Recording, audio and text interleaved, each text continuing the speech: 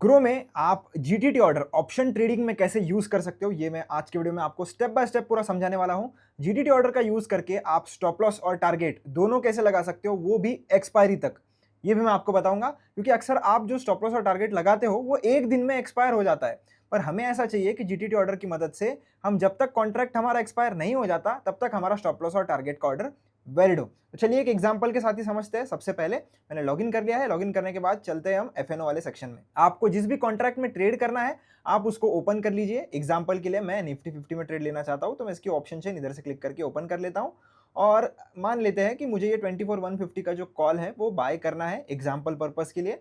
तो मैं बाय पर क्लिक करता हूँ। एक लॉट है, मार्केट प्राइस पर ही मैं खरीद रहा हूँ और इधर से ऐड स्टॉप लॉस और टारगेट में क्लिक नहीं कर रहा हूँ, क्योंकि अगर आप ये वाली मेथड का यूज करके स्टॉप लॉस टारगेट लगाते हो तो उस केस में आपका ऑर्डर जो है वो सिर्फ एक ही दिन के लिए वैलिड होता है और हमें वो नहीं चाहिए। तो मैं इसको पहले बाय कर लेता हूं और बाय करने के बाद आपको पोजीशंस वाले सेक्शन में हमारा ये जो ऑर्डर है वो देखने के लिए मिल जाएगा कि एग्जीक्यूट हो चुका है और हमारी पोजीशन भी इधर आ चुकी है। प्रॉफिट लॉस आप इधर देख सकते हो। अब आपको क्या करना है, स्टॉप लॉस और टारगेट जीटीटी के मदद से लगाने के लिए इसके ऊपर क्लिक करना है और क्लिक करने के बाद इधर एग्जिट का बटन है, इसके ऊपर क्लिक कर देना है। क्लिक करने के बाद आपको सेटिंग्स मिल जाएगी। सेटिंग्स मिलने के बाद आपको आना है नीचे stop loss and target order पर। इस पे क्लिक करने के बाद आपको नीचे देखने के लिए मिलेगा stop loss and target OCO और आपको सेलेक्ट करना है एक्सपायरी। अगर आप ये एक्सपायरी सेलेक्ट नहीं करोगे, डे सेलेक्ट करोगे, तो आपका ऑर्डर सिर्फ एक दिन के लिए वैलिड रहेगा। अगर आप चाहते हो कि आपका ये जो स्टॉप लॉस एंड टारगेट है ये एक्सपायरी तक वैलिड रहे तो फिर आपको एक्सपायरी चूज करना पड़ेगा। जब आप वो वाला मेथड यूज करते हो ऐड स्टॉप लॉस और टारगेट का, तो शायद वो डे के लिए भी प्लेस हो जाए, शायद एक्सपायरी के लिए प्लेस हो जाए, क्योंकि तब हमें ये पूछता नहीं है कि आपको डे के लिए करना है कि एक्सपायरी के लिए करना है। तो इसीलिए आप ये वाला मेथड यूज करिए। पहले ट्रेड ले लीजिए, उसके बाद स्टॉप लॉस और टारगेट का आपको ऑप्शन मिलेगा, एक्सपायरी चूज कर लीजिए और कंटिन्यू पर क्लिक कर दीजिए। अब बहुत ही सिंपल है, आपके सामने स्टॉप लॉस और टारगेट दोनों आ चुका है। आपको सिंपली अभी आपके स्टॉप लॉस और टारगेट के नंबर इधर एंटर कर लेने हैं। जैसा कि मेरा स्टॉप लॉस का ट्रिगर है 5 रुपए और टारगेट का होने वाला है 12 रुपए। तो आपको एक बात समझनी पड़ेगी कि जो आप स्टॉप लॉस और टारगेट इधर डाल रहे हो वो सिर्फ ट्रिगर प्राइस है, वो आपका लिमिट प्राइस नहीं है। मतलब जैसे ही 5 रुपए का प्राइस हमारे मार्केट में आ जाएगा तो मेरा ये स्टॉप लॉस का ऑर्डर ट्रिगर होगा और ऑर्डर मेरा एग्जीक्यूट होगा मार्केट प्राइस पर। तो 5 रुपए के आसपास जो भी प्राइस चल रहा होगा उसी पर होगा, एग्जैक्टली इसी प्राइस पर होगा, इसकी कोई भी गारंटी नहीं है। ऊपर भी हो सकता है, नीचे भी हो सकता है। Same goes with target. मतलब टारगेट भी मैंने 12 रुपए का लगाया तो है, जब 12 रुपए की प्राइस मार्केट में आ जाएगी तब मेरा ये ऑर्डर एक्सचेंज को भेजा जाएगा और एक्सचेंज उसे मार्केट प्राइस पर एग्जीक्यूट करेगा। तो 12 रुपए से ऊपर नीचे हो सकता है, एग्जैक्टली हम प्राइस नहीं लगा सकते कि कौन से प्राइस पर हमें एग्जीक्यूट करवाना है। अब मैं सिंपली इधर सेल पर क्लिक कर दूंगा और जैसे ही मैंने सेल पे क्लिक किया आप इधर देख सकते हो ओपन स्टॉप लॉस और टारगेट है मेरा। इसके ऊपर मैं अगर क्लिक करूंगा तो आपको मॉडिफाई का भी बटन आ जाता है। मॉडिफाई पर क्लिक करके आपको कुछ भी चेंजेस करने हो स्टॉप लॉस और टारगेट में तो वो आप कर सकते हो। जब तक ये ऑर्डर एग्जीक्यूट नहीं हो जाता तब तक ये ऑर्डर जो है वो आप मॉडिफाई कर सकते हो। इसके ऊपर क्लिक करके आपको कैंसिल का बटन भी मिल जाता है। अगर आपको कैंसिल करना है कुछ तो आप कैंसिल भी कर पाओगे।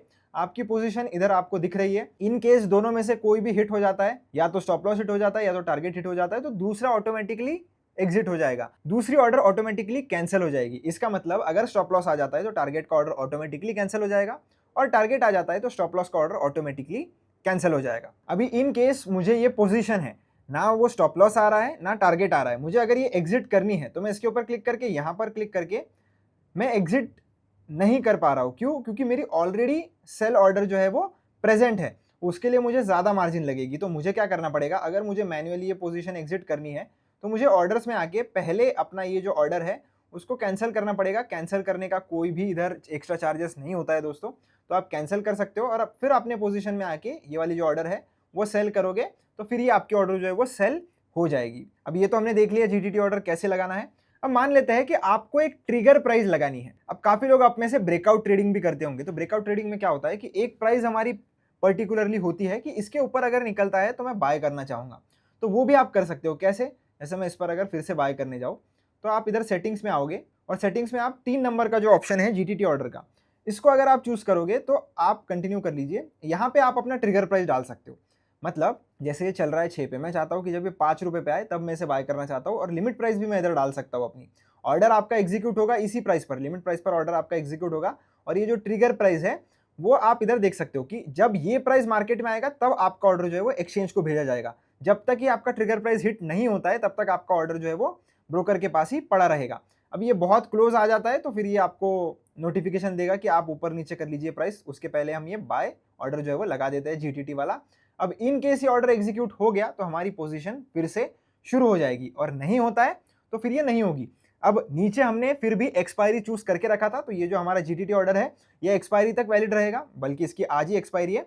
पर अगर आप ऐसा कोई ऑर्डर लगाते भी हो जो कॉन्ट्रैक्ट 1 या 2 दिन के बाद एक्सपायर होगा, तो उसमें भी ये वैलिड रहेगा। आप इसके ऊपर क्लिक करके ऑर्डर डिटेल्स में जाके चेक भी कर सकते हो कि ये order yet to be trigger है और ये ऑर्डर एक्सपायर कब होगा। अभी जो कॉन्ट्रैक्ट में मैं ट्रेड कर रहा हूँ उसकी एक्सपायरी ही आज है, इसलिए आज एक्सपायर हो रहा है, वरना अगर मैं अगले किसी एक्सपायरी में ट्रेड करता तो उस केस में मेरी एक्सपायरी जो है वो उस पर्टिकुलर कॉन्ट्रैक्ट के साथ जुड़ जाती।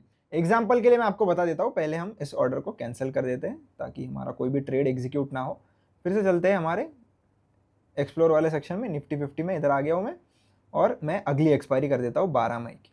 अब ये अगर कॉल मुझे बाय करना है और मैं चाहता हूँ कि 180 के आसपास ही चल रहा है, अगर ये इसका प्राइस आ जाता है कुछ 100 रुपीज़ के आसपास, तब मैं इसको बाय करना चाहूँगा। तो 100 का मैंने ट्रिगर लगा दिया और 100 का ही मैं लिमिट प्राइस लगाऊंगा। दोनों चीज़ें आप सेम रखोगे ना तो आपको दिक्कत नहीं आएगी। अगर आपको रखना है तो आप ट्रिगर प्राइस हल्का ऊपर रख सकते हो, पर ट्रिगर प्राइस आप लिमिट प्राइस के नीचे नहीं रख सकते। अब आपको बाय करके छोड़ देना है।